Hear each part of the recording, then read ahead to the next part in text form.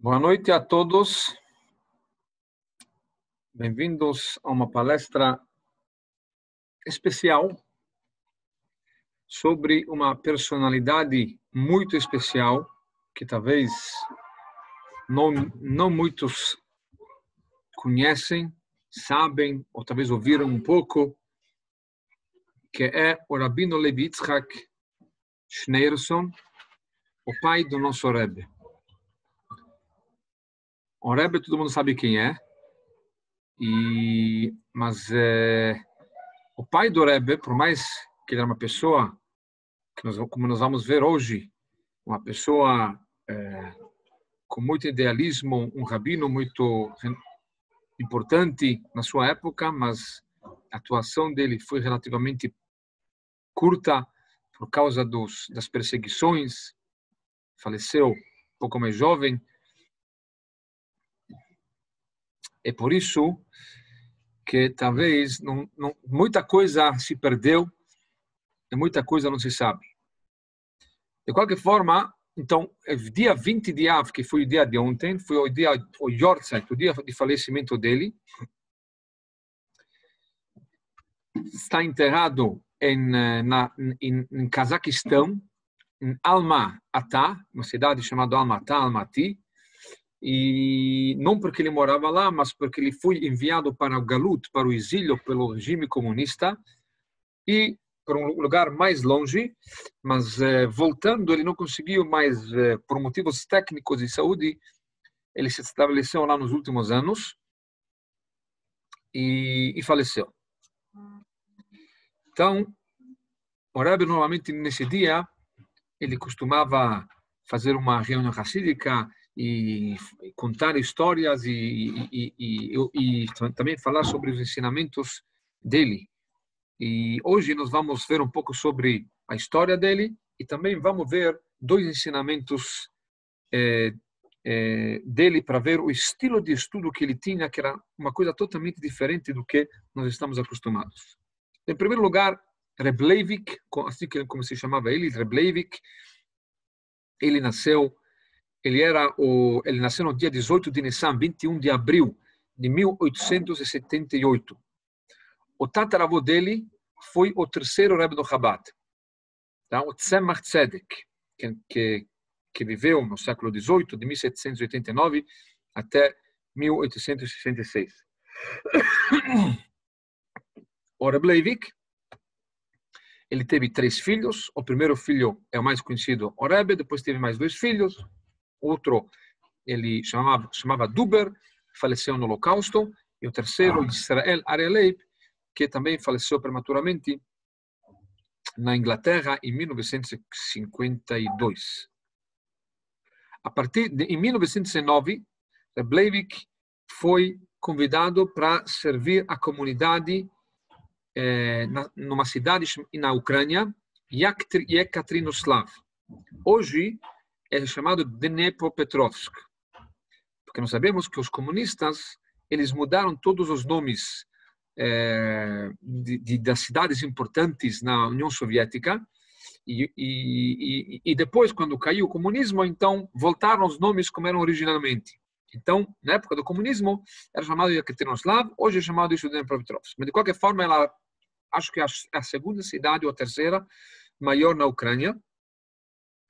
E ele serviu praticamente lá 30 e poucos anos, uma época como um rabino numa sinagoga, e depois ele se tornou o rabino-chefe da sinagoga. Desculpa, o rabino-chefe da cidade. Todas as coisas ligadas à religião naquela cidade, então tudo passava por ele. Esses 30 anos, eram 30 anos difíceis.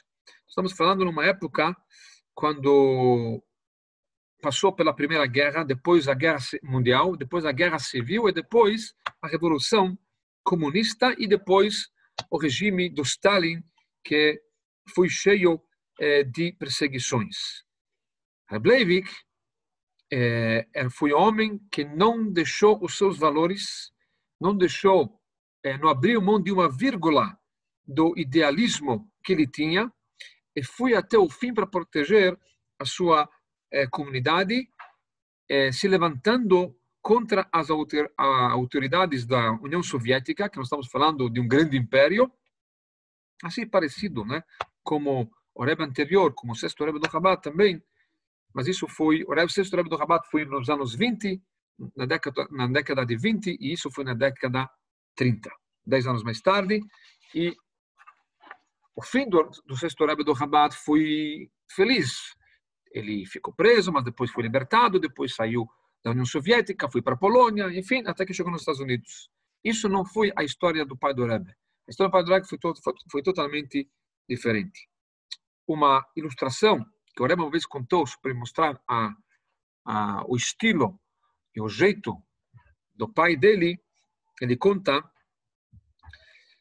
que quando o regime comunista quiseram controlar, tudo era controlado,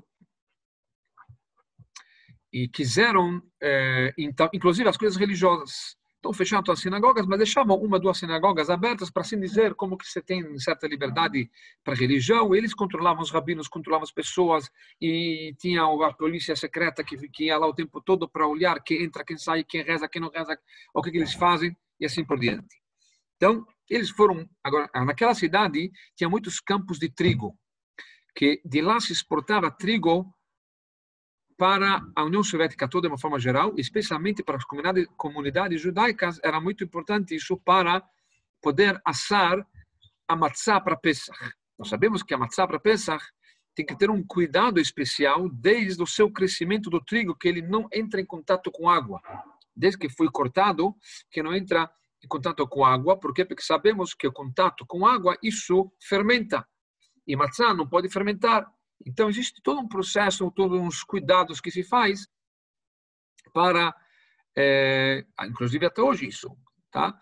E rabinos vão em campos já meses antes de Pesach para cuidar como isso funciona, para não entrar em contato com água e assim por diante.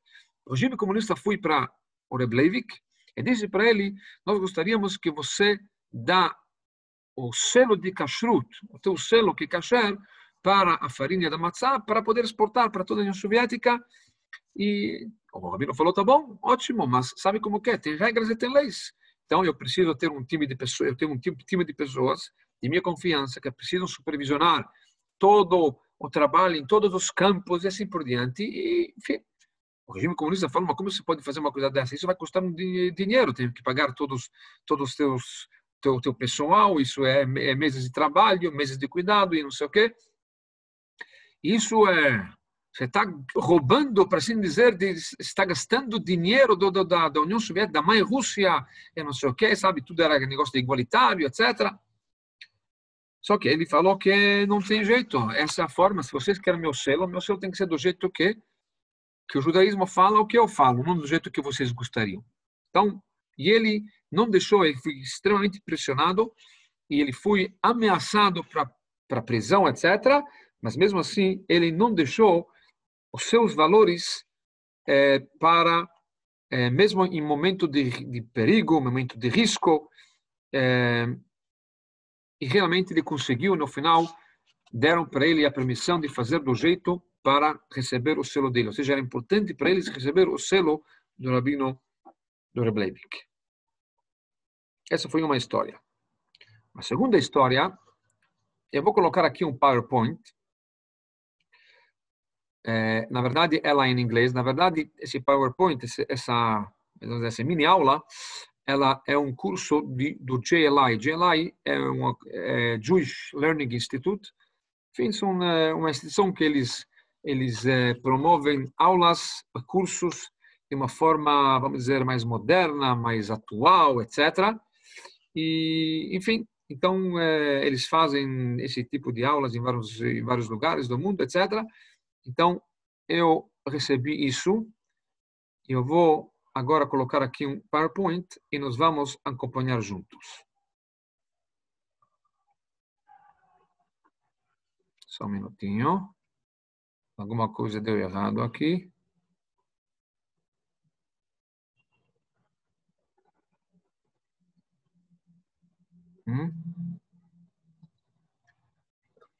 Ok. Eu não sei o que está acontecendo aqui.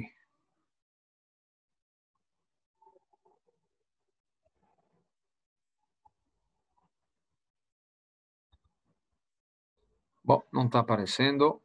Não sei o que aconteceu. Apareceu? Estão vendo alguma coisa? Ótimo.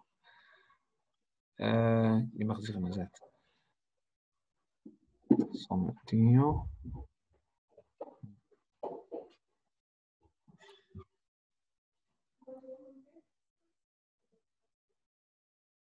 Ok. Estão vendo, né? Esse é uma foto dele. Na verdade, essa foto é a única foto que nós temos. É uma foto que, na verdade, vocês podem perceber que ele está um pouco sério, porque essa é uma foto que se achou depois da queda do comunismo. O KGB, o ex-KGB, enfim, libertou, deixou, revelou, enfim, várias coisas internas que eles tinham. E uma delas, conseguiram resgatar todo o processo dele. E lá tinha uma foto. Essa foto foi feita no próprio KGB, etc. Então, provavelmente, podem ver que ele tem um pouco uma cara mais séria, porque não estava passando por um momento tão positivo. Tá? Isso é o nosso Rebbe, que é o filho dele, o primogênito, que ele vem da dinastia do terceiro Rebbe do Chabad, que esse é o Tzemach Tzedek.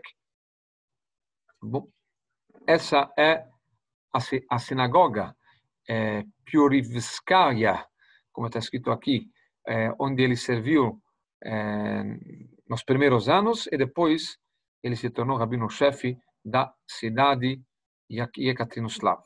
Muito bem. Desculpe. Vamos para frente. Aqui tem a história que eu acabei de contar. A segunda história que eu queria contar para vocês foi contada por um amigo da família chamado Nachum Goldschmidt. Tá? E ele era muito próximo à família e ele foi estudar numa yeshiva chamada Kharkov.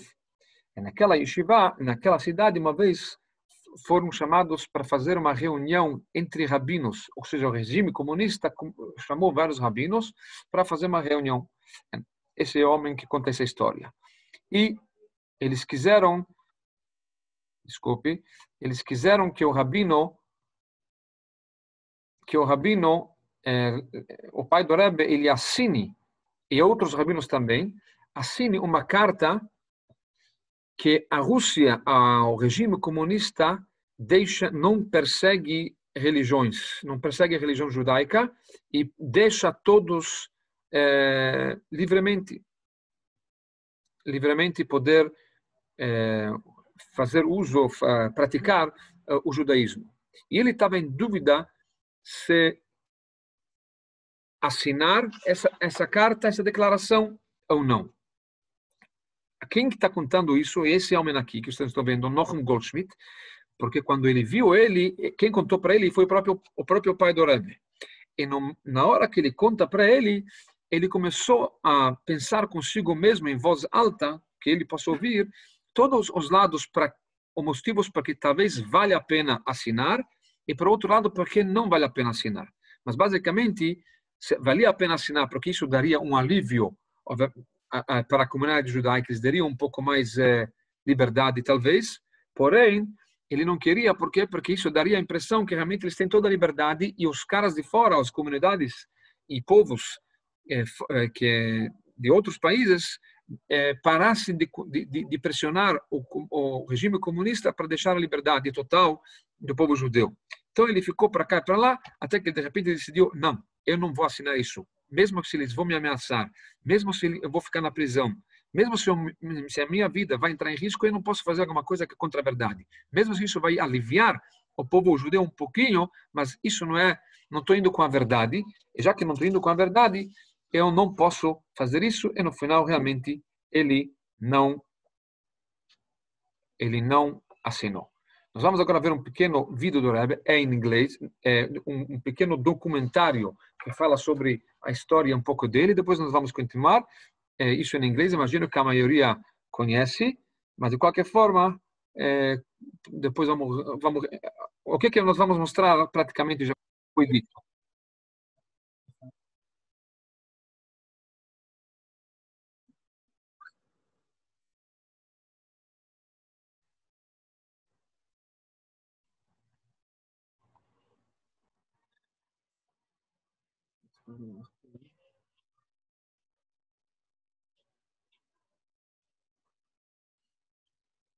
que aconteceu?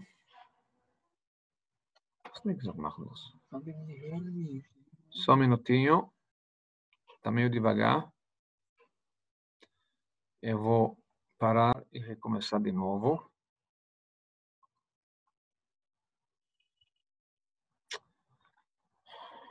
Só um minutinho.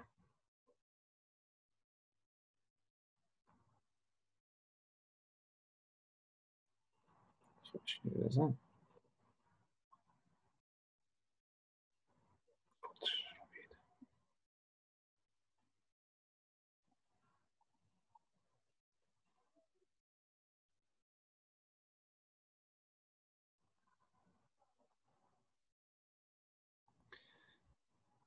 Já estamos chegando lá.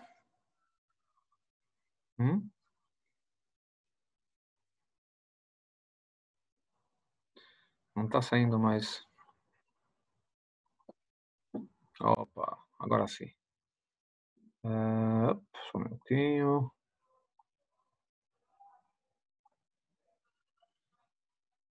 Ok. Vamos lá. March 28th, 1939, 3 a.m. 4 NKVD agents enter Rabbi Levi Yitzchak and Chana Schneerson's home in Yekaterinoslav, a bustling industrial city in south-central Ukraine, brandishing a warrant for search and arrest. His crime? The bolstering of Judaism in the Soviet Union. In 1909, when Rabbi Levi Yitzchak arrived in Yekaterinoslav to assume the position of chief rabbi, he charmed the cosmopolitan population with his commitment to tradition and scholarly brilliance on the one hand, and his sophistication and warmth on the other. But his refusal to bend before the dictates of the new regime cost him his freedom and his life. For 5 years, he languished in exile in the inhospitable village of Chyli, Kazakhstan. Weakened and ill upon his release, he returned his soul to his maker in Almaty, Kazakhstan, on the 20th of Av, 1944. Through all this deprivation, Rabbi Levi Yitzchak found solace in one place: his writing. His pages seethed with erudition, creativity, and improbable intersections between the mystical and legal realms of Torah. Yet his writing is not just an intellectual triumph. It is also a triumph of the spirit. In exile, bereft of conventional paper and ink, Rabbi Levi Yitzchak crammed his notes in the margins of his books, using ink that his wife made from locally grown berries.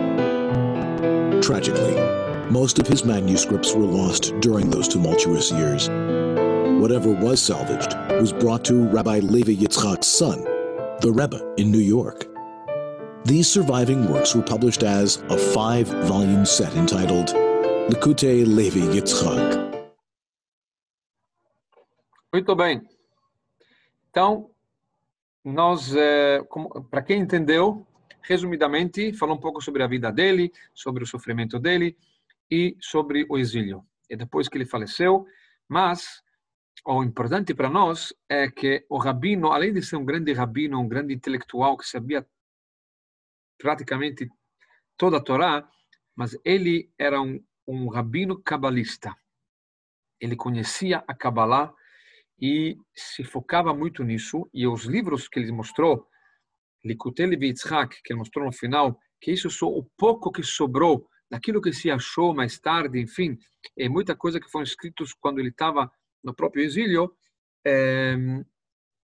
se tornaram 5 volumes de ensinamentos de Kabbalah, que são coisas maravilhosas, incríveis. E nós vamos hoje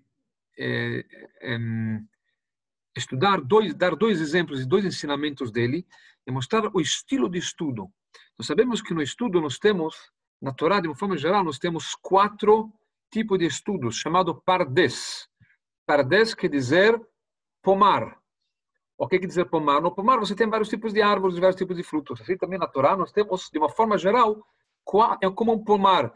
São 4 tipos de estudos pardes, que cada palavra, cada letra forma uma palavra. Pei, pshat, reish. Pshat, pshat quer dizer o literal, que é um estudo literal. Vamos pegar, por exemplo, o Shema Israel. Vamos ver daqui a pouco o Shema Israel. Shema Israel, Hashem Elokeinu Hashem Echad. O que quer dizer Shema? Escutar. Escuta Israel, Deus é nosso Deus, Deus é único. Isso é o Pshat. Depois tem o Remes. Reish faz a inicial da palavra Remes. Remes é aquilo que faz alusão a alguma coisa. É aquilo que você aprende através de uma letra a mais, uma letra a menos, que se encontra em uma determinada palavra da Torá, e disso você aprende alguma coisa que acrescente ou que diminui, enfim. Ou, por exemplo, voltando ao nosso Shema Israel, então, Shema, diz nossos sábios, que é o acróstico da palavra, de três palavras, Seu, Marom, Enechem. Shema, Shin, Mem, Ain. Vamos ver daqui a pouco, acho que ele vai mostrar isso no próprio slide. Mas o Shin é o inicial da palavra Seu, é um versículo da Torá, Seu, levantem. Mem, do Shema, é Marom, para cima. Ain, Enechem, os vossos olhos. Ou seja, literalmente o Shema quer dizer escuta. De uma forma um pouco mais alusiva, cada letra forma uma palavra que quer dizer no sentido de se elevar. Tá? Isso é o Remes, ou seja, aquilo que você pega uma letra, uma palavra, e daquilo você aprende alguma coisa que não está claramente escrito. Tá? Depois temos o Dalet, que forma a palavra Drash. Drash quer dizer, são Midrashim, explicações um pouco mais místicas, mas não diretamente, necessariamente ligadas ao versículo. Vamos já ver daqui a pouco o que é o Drash. E depois tem o Sod, Sod quer dizer o segredo que se refere sobre a Kabbalah. Aqui ele fala. Aqui ele mostra em inglês. Pshat quer dizer o literal. Já falamos. Remes quer dizer aquilo que faz alusão. Drash são interpretações sobre a Torá. Nós vamos ver daqui a pouco. E o Sod quer dizer o místico esotérico. Tá? Shema Israel. Tá certo? Shema quer dizer escutar. Remes, como falamos, Seu Marom Enechem. Levantem para cima seus olhos. Drash, Shema. O que quer dizer Shema? Que você pode recitar o Shema Israel de qualquer forma que você escuta, ou seja, na língua, no idioma que você entende. Tá certo? Se você não entende hebraico, você pode escutar, você pode falar também em português, em inglês ou em outro idioma que você entende. Depois tem o Sod. Sod quer dizer qual é o mística, o significado místico da palavra Shema. A palavra Shema, você pode dividir, ela pode ser lida Sham, Shin Mem. Sham quer dizer lá, mas também pode ser lido Shem, nome. Ou seja, uma pessoa pode pensar que Deus, ele está lá. O que quer dizer está lá? Existe o mundo que está aqui, existe Deus que está lá. Deus criou o universo. Mas entre eu e Deus, ou seja, somos longe. Sham, lá. Nós somos lá, Deus está lá. Não tem nada a ver uma coisa com a outra. Vem a palavra dizer, não é Sham, é Shem. Não só que não são coisas separadas, o mundo é Shem. Shem quer dizer o nome. É o nome divino, é uma extensão de Deus. É uma coisa com Deus, que na verdade isso é o significado do Echad, a última palavra também, do Shema Israel. Hashem Elokeinu Hashem Echad, que Deus é é único. Echad vem da palavra de Achdut, unificação. Ou seja, que o mundo é Deus, está unificado. Então aqui nós temos um exemplo de uma palavra, e como essa palavra pode ser interpretada nos 4 tipos de estudo que existem na Torá. Como falamos, Reb Leivik, além, obviamente, de ser um grande estudioso, mas ele gostava muito do Sod, da Kabbalah, e também do Remes. O Remes, que é o segundo, aquilo que faz alusão, ele muitas vezes ele une esses dois campos, esses dois tipos de estudo, e através dos valores numéricos e assim por diante, uma letra mais, uma letra menos, e nós vamos hoje ver dois ensinamentos e com certeza cada um de nós vai ser inspirado, porque realmente é um estudo diferenciado que nós não encontramos em outros sábios que estudavam dessa forma, conectar um campo da Torá com outro campo da Torá. Normalmente tem rabinos que são muito bom no pshat, né? No literal. Tudo que você pergunta no literal, eles são especialistas nisso. Tem pessoas que são cabalistas. A especialidade deles é tudo cabalístico, mas fazer a união entre dois campos, isso é uma coisa inédita. Isso tinha muito no pai do Rebbe. Na verdade, o nosso Rebbe também, que é o primeiro mestre que ele tinha, foi o próprio pai dele, também nos seus livros, ele faz muito isso, conectar vários tipos de estudo na Torá e mostrar que, apesar que são 4 campos, mas não são 4 campos separados. Uma está conectada e ligada com a outra. Espero que estou sendo claro. Muito bem. Vamos pegar a primeira palavra da Torá. Primeiro ensinamento. Isso é do pai do Rebbe. A primeira letra da Torá, a primeira palavra da Torá é Bereshit. A primeira letra da Torá é o Bet. O Bet é a segunda letra do alfabeto judaico. Ok? A última letra da Torá, a Torá termina com a palavra Yisrael. E a última letra de Israel é o Lamet. Se nós vamos juntar ambas as palavras, o Bet, que é a primeira letra da Torá, e o Lamet, que é a última letra na Torá, ela vai se tornar, tem duas formas como ligá-las, como conectar. São duas palavras, ou o Bet e o Lamet, ou o Lamet e Bet. Tá? De direita para esquerda, de esquerda para direita. De direita para esquerda, ela vai se tornar a palavra Baal. O que quer dizer Baal? Baal quer dizer não faça, não desvia. Baal quer dizer lo, não. Tá? E Lev, e de esquerda para direita, você vai ler Lev. Lev quer dizer coração. E ele explica o seguinte, o que quer dizer isso? Não é por acaso que a primeira letra da Torá começa com Bet e a última letra termina com Lamet. De acordo com a Kabbalah, o início e o fim, ela tem uma ligação. Elas se unem juntos. Tem uma ligação. Então ele fala, nós não encontramos isso em outros livros, ver uma ligação entre a primeira letra da Torá e a última letra da Torá, qual a ligação entre eles. E ele faz essa ligação. Que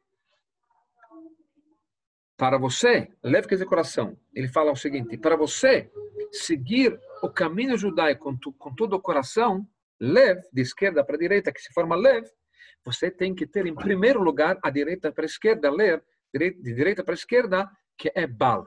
É saber o que não fazer. O que não fazer? Então, ele diz o seguinte. Isso já falamos. Você vê, aqui tem o Bet. Aqui tem o Lamed, Baal. Tá certo? Quer dizer, não. Lev. Estão vendo? Lamed, Bet. Forma a palavra Lev, que é coração. Certo? Muito bem. A Torá nos fala o seguinte, Ushmartem lasot kasher tzivah Hashem elokechem etchem, lot tasur yamin ushmol. Uma dos preceitos da Torá que nós temos é tomar muito cuidado em relação àquilo que Deus fala para você. Não desviar, lot tasuru, não desviar para a direita daquilo que a Torá nos fala e não desviar para a esquerda. Ok? O que quer dizer isso? Ele fala o seguinte, literalmente quer dizer, sabe, não desvia, não vai para a direita, não vai para a esquerda. Mas o que quer dizer não vai da direita para a esquerda? Então, tudo isso passa normalmente desapercebido. Direita para a esquerda quer dizer, normalmente faça aquilo que te mandam fazer. Ótimo. O Rebbe fala, não. Se a Torá fala direita, quer dizer que tem alguma coisa na direita. E se a Torá nos fala alguma coisa esquerda, quer dizer que tem alguma coisa para a esquerda. A Torá não joga palavras à toa. Então, vamos pegar, aqui nós temos todo o alfabeto judaico. A primeira letra é Aleph, a segunda letra é Bet.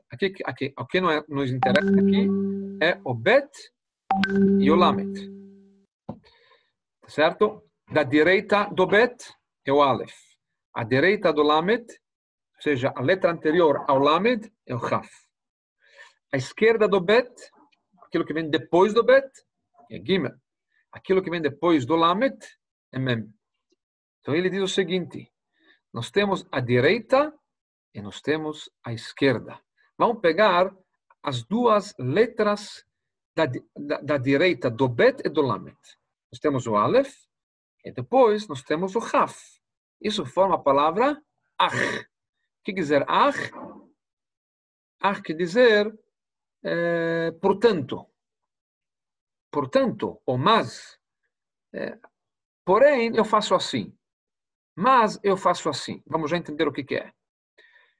Na esquerda é o Gimel, na esquerda do Bet, e a esquerda do Lamed é o Mem. Isso forma a palavra Gam, que dizer a mais. Tá certo? Também, a mais. Tá? Qual é o significado disso? Então diz o seguinte: se você quer servir a Deus com todo o teu coração, tem uma coisa muito importante. É você não desviar para a direita ou para a esquerda. Para a direita, como falamos, é Baal. Ou seja, para você servir a Deus com todo o coração, então você tem que saber que existe um não, tá certo? O Baal, Bet Lamed, que é o Baal, da direita para a esquerda. E para isso você tem que olhar para a direita. Direita, como falamos, forma a palavra Ach, que quer dizer porém, também. Ou seja, a pessoa pode dizer, olha, na verdade a Torá não permite, eu não deveria ter feito isso. Porém, estamos vivendo momentos de comunismo, estamos vivendo momentos difíceis, então, nesse caso, porém, ou nesse caso, então, dá para abrir mão de algumas coisas, eu não preciso ser tão judeu, eu não preciso ser tão seguidor, por um motivo ou por outro, tá certo? Então, isso é, porém, não deveria ter feito isso. Mas, nesse caso, eu vou um pouco mais desviar para a direita, por quê? Porque estamos justificando isso de uma maneira ou de outra. Para a esquerda, forma a palavra, então por isso que ele fala Baal. Não, você não pode desviar para a direita. Se você vai desviar para a direita, você vai começar a justificar e abrir mão de algumas coisas da Torá, diminuir. Então, não tem como servir a Deus com todo o coração dessa forma. Isso não vai te motivar, isso vai te desmotivar, isso vai diminuir mais ainda. Uma coisa leva para outra. Para a esquerda, como falamos, forma a palavra Gam. Gam quer dizer a mais. Ou seja, se você quer, sabe o quê? Você quer ser mais religioso que a Torá. A Torá nos fala, por exemplo, no Shabat, você tem que descansar, não pode trabalhar. Então, você sabe o quê? Eu vou ser mais religioso. Além do Shabat, eu vou acrescentar sexta também. Eu vou fazer 2 dias Shabat durante a semana, porque assim eu vou me elevar mais, eu vou... Né? Vem a Torá e fala, não, isso é Gam. Você quer fazer a mais? Também isso é a mais. Isso também é proibido. Isso que a Torá nos fala, você não pode desviar nem para a direita e nem para a esquerda. Importante saber, notar que esse ensinamento foi acho que um dos ensinamentos, não sei se dos últimos ensinamentos, mas foi um ensinamento quando ele já sabia que eles estão armando alguma coisa, procurando ele para aprisioná-lo. Ele já sabia que os dias deles são contados e vieram 2 pessoas da comunidade a falar isso para ele, a advertir isso para ele, e ele falou esse ensinamento, ou seja, para assim dizer, tanto para si, ou seja, é importante, apesar do perigo, apesar do risco, eu poderia abrir mão de várias coisas, mas dessa forma eu não vou crescer, se eu vou desviar para a direita ou para a esquerda, não vou poder servir Deus com todo o coração, e também acho que é para a comunidade, saber que mesmo depois que ele vai ser enviado, aprisionado, enviado, etc., a comunidade tem que ter essa força para servir a Deus baseado nesse ensinamento. Esse é um ensinamento. Segundo ensinamento. Segundo ensinamento. No Bet HaMikdash, no templo sagrado, tinha várias salas, tá certo? Uma das salas que tinha, é aqui onde vocês estão vendo a seta, que inicialmente o nome dele era Lishkat Ha'etz, a sala de madeira. Nessa sala de madeira, porque era madeira, porque praticamente todo o Bet HaMikdash era construído de pedra, mas essa sala era de madeira.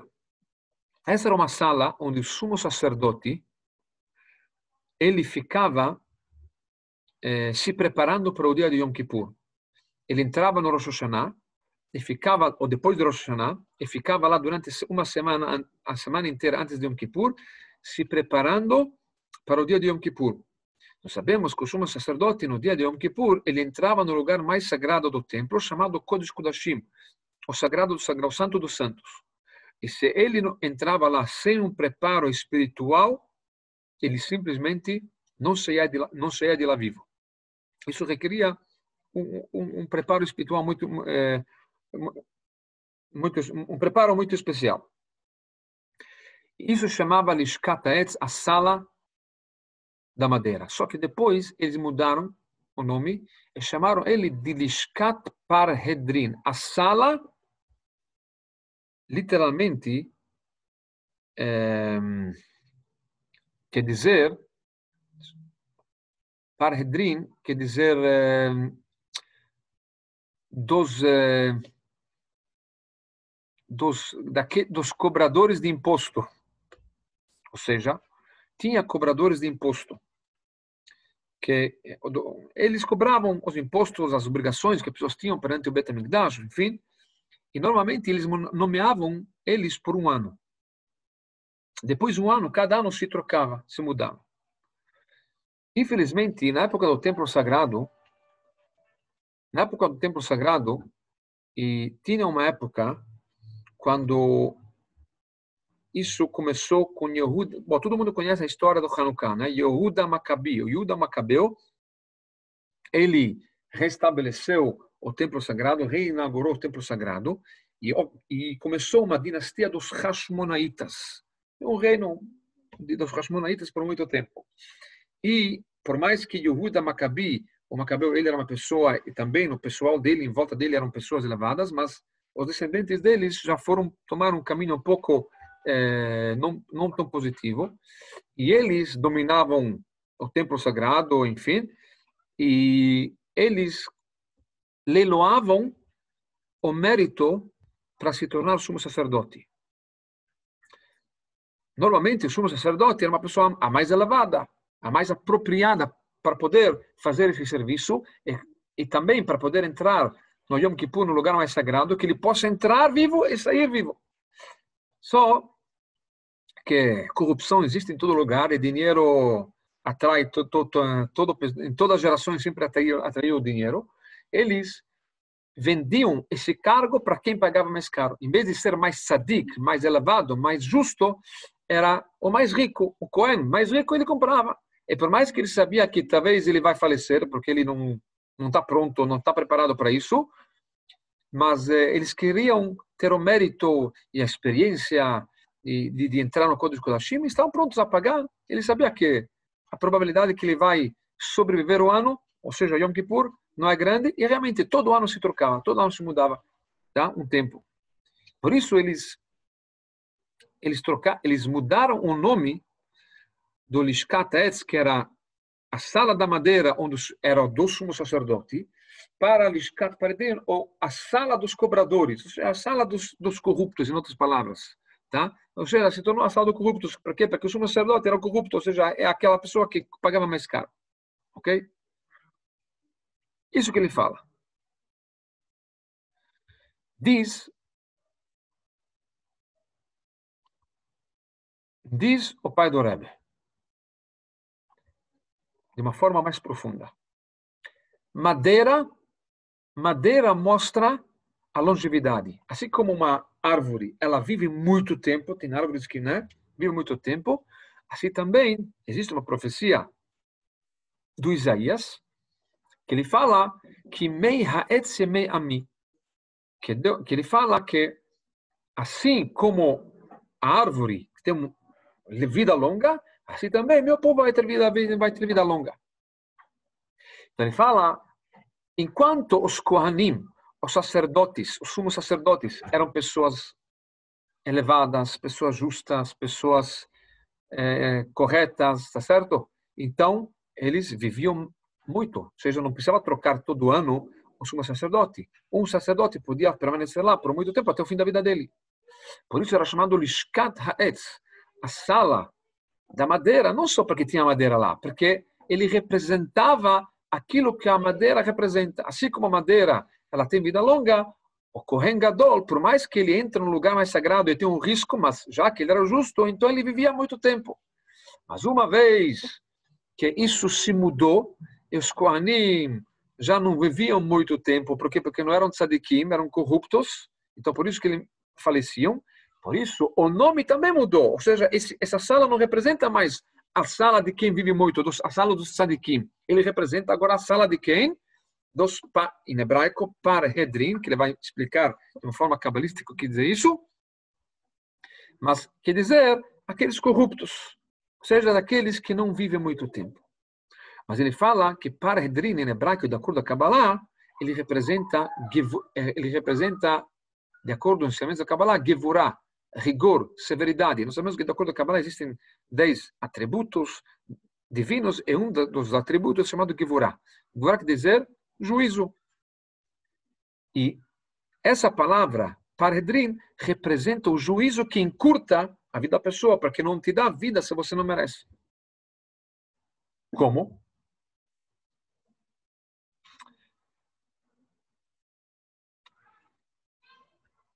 Então ele fala o seguinte: Parhedrin é uma palavra longa, mas é dividida em 3 partes. A primeira é par. Par quer dizer separar. Ou seja, severidade é algo que separa. Nós sabemos que no primeiro dia da criação do universo, Deus criou a luz. A luz representa bondade, amor, revelação. Tá? Uma pessoa bondosa, ela revela, ela dá aquilo que ela tem. Tá? No segundo dia, o que houve? Rigor, severidade. Por quê? Porque Deus separou, fez uma separação entre as águas de cima e as águas de baixo. E separação, por mais que pode ser ela necessária, mas ela separa. Isso é rigor, isso é severidade. A severidade realmente separa o bem do mal, e assim por diante. O dia da noite, ela separa. Então, essa primeira palavra, a primeira parte da palavra par, ela quer dizer separação. A segunda parte é har. Har quer dizer em hebraico montanha. Uma montanha, ela não sai do lugar dela, tá certo? Ela fica no seu lugar, não dá para movê-la. Assim também, uma pessoa rigorosa, ela não sai do lugar dela, sabe? Ela tem uma opinião, ela fica na sua opinião, ela não sai do lugar. Uma pessoa que é mais bondosa, uma pessoa mais light, ela sabe abrir mão, ela sabe um pouco se mover do lugar, tá certo? Dar espaço para o outro. A pessoa mais rigorosa, uma coisa que ela acredita e que acha importante, então ela não se move, ela não sai do lugar, ela não sai daquele lugar. E a terceira parte da palavra é din, parhedrin. Din quer dizer julgamento. Literalmente quer dizer julgamento. Tá? Muito bem.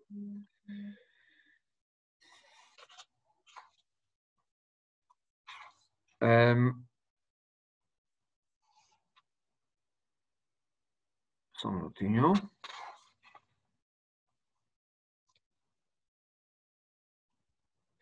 Ok, não vamos entrar agora aqui, porque o tempo está passando em relação à importância do din, do julgamento, mas esse é o ensinamento o segundo ensinamento, que não acabou aqui, mas, novamente, nós vemos que ele pega uma palavra e não existe à toa uma palavra, não existe uma troca, tá? Existe a troca simples, sim? Como falamos, trocaram o nome da sala, por quê? Porque antes, porque se trocou conceito, tá certo? Eram corruptos, então chamaram isso a sala dos corruptos. Mas ele, um pouco mais profundo, ele mostra a ligação entre a palavra e o status. Ou seja, antes os status eram tzadikim, por isso é etz. O que tem a ver etz? O que tem a ver a madeira com tzadik? Assim como com a madeira ela vive muito tempo, um tzadik que ela vai no caminho certo, então ela também vive muito tempo. Falando sobre o Kohen, tá? Sobre os sacerdotes, que eles passavam pelo Kodesh Kodashim todo ano, mas eles viviam muito tempo. E a outra palavra que representa corrupto, não é só corruptos. A palavra em si existe o conceito de din, de julgamento, que isso encurta a vida da pessoa. Por quê? Porque ela é uma pessoa corrupta. Depois temos o Rebbe, que ele pega esse ensinamento e nos mostra mais profundidade que ele queria falar com isso. Ele fala o seguinte, que essas duas palavras, etz, madeira, e parhedrin, representam chesed e gevurah. Chesed, como falamos, é bondade. A palavra etz, madeira, representa chesed. Por que chesed? Isso representa o caminho do tzadik. O caminho do tzadik qual é? Um caminho justo, um caminho bondoso. É um caminho, ele vai todo dia, ele vai se elevando, sempre fazendo coisas boas, positivas, tá certo? Isso é resto de bondade, tá? E parhedrin, como falamos, é gevurah, representa rigor, mas que isso representa o serviço da teshuva. Teshuva, para você fazer teshuva, você tem que precisar cair, você precisa pecar, tá certo? Então aqui não mostra somente a palavra parhedrin, não mostra só o caminho negativo, o caminho do pecado, não, representa o caminho da teshuva. Qual a função de um sumo sacerdote? O sumo sacerdote, a função dele é guiar o povo judeu, é guiar o tzadik, aquele que representa a madeira, que ele continua indo longe na sua vida, tá certo? Subindo, mas também não deixar o pecador. O pecador não porque pecou, então se afasta dele, não. Ele guia o pecador a como fazer teshuva.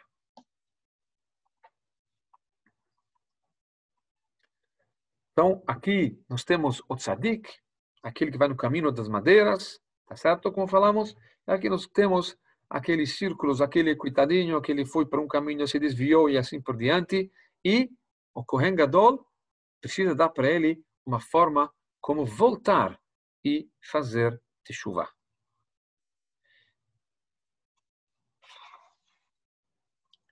Como que se faz teshuva? Então, por isso ele fala, a forma como se faz teshuva está também sinalizado nessas três palavras que falam, nessa palavra que é dividida em três partes: par, separação; har, quer dizer montanha; e din, julgamento. Ou seja, um Baal Teshuvah, para ele fazer teshuvah, ele precisa essas três coisas. A primeira, par, separação. A primeira coisa para fazer teshuvah, você precisa se separar do mal. Você precisa olhar no espelho e saber, isso é positivo, isso é negativo. Teshuvah quer dizer voltar, preciso me desligar do mal e fazer o bem. Tá certo? Separação, preciso de gevurah, preciso um pouco de rigor, preciso de juízo. Sem isso não dá para fazer teshuvah. Não dá para fazer teshuvah, você continuar no mesmo caminho. Você precisa se separar do caminho do mal. Segunda, errar, como falamos, montanha. Ou seja, precisa, assim como a montanha ela não se move, você precisa começar a fazer resoluções para ter um novo caminho. Nós sabemos que a coisa mais difícil para a pessoa é fazer mudanças, tá certo? Então, para você fazer uma mudança, você precisa ter uma firmeza de uma montanha. Assim como a montanha ela não se move do lugar, assim também você, a partir do momento que você decidiu de uma nova decisão, um novo caminho, assim por diante, então você precisa seguir esse caminho e não deixar se mover para a direita ou para a esquerda. E a terceira coisa que é necessária para fazer teshuvah é o din, o julgamento. A pessoa tem que fazer um autobalanço sobre o passado e se arrepender, porque sem arrependimento não dá para fazer teshuvah, como o Maimônides fala, que na teshuvah existem 2 ou 3 itens, mas um dos itens, o primeiro item é arrependimento. Se você não se arrepende, então não tem como fazer teshuvah. Ou seja, não é suficiente só você, a partir de hoje eu vou tomar outro caminho. Não, você precisa também fazer uma mudança interna, uma mudança, saber reconhecer que o passado não foi bom e precisa ser mudado.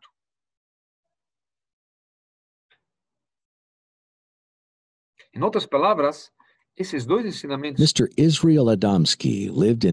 Desculpa, só terminando. Esses dois ensinamentos, esse último ensinamento que nós falamos, tá?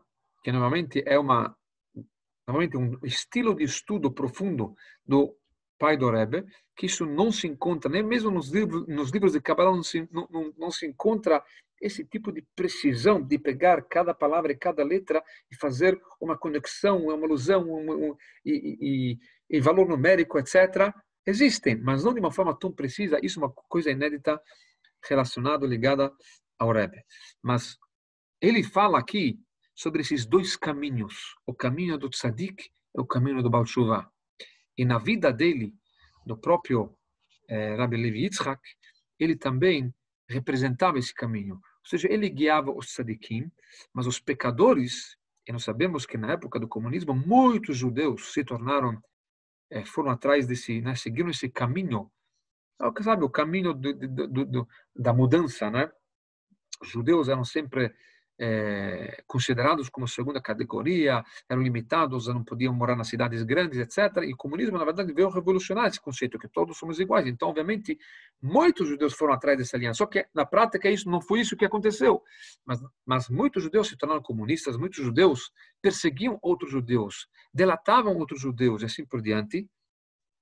Mesmo assim, o Rabbi Levi Yitzhak, ele nunca afastou esses judeus, nunca se... Pelo contrário, ele cuidava desses judeus. Se conta que em Rosh Hashanah, ele, de manhã, tinha pessoas que precisavam trabalhar.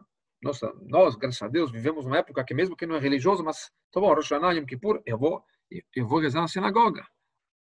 E o rabino, o Rebbe Levi Yitzhak, sabendo que tem muitos judeus que não vão trabalhar, não por idealismo, inclusive, ou também por obrigação, porque não tinha muita liberdade no comunismo, cada um precisava trabalhar todos os dias, etc. Então, ele fazia um minyan de Rosh Hashanah mais cedo, um minyan rápido, muito, muito, muito cedo, para dar oportunidade a judeus que, sabendo que vão trabalhar, ou seja, que é proibido, mesmo assim fazer uma reza para eles, e ele estando presente e tocando o shofar. Ou seja, ele cuidava também do caminho da tshuva, o caminho desses judeus, que para proporcionar as suas necessidades, mesmo nos momentos que talvez não era tão óbvio a fazer isso.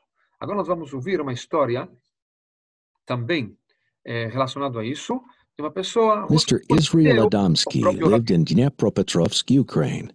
In the 1930s, he attended underground Torah classes taught by the Rebbe's father, Rabbi Levi Yitzhak Schneerson.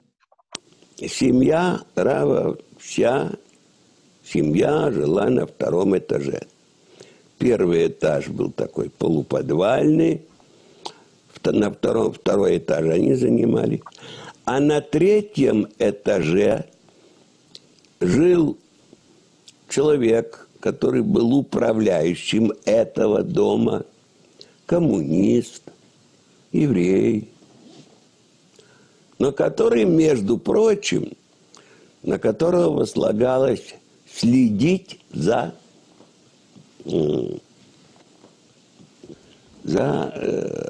Равом, следить и докладывать вышестоящие органы. Короче говоря, вот он такую роль играл. И вот однажды было такое вот дело. Значит, в семью Рава пришла женщина и сказала, что я хочу, чтобы моя дочка вышла замуж, значит, чтобы у нее была свадьба только по-еврейски. Чтобы была хупа, чтобы все как полагается было. Ну, Рав говорит, давайте ее сюда.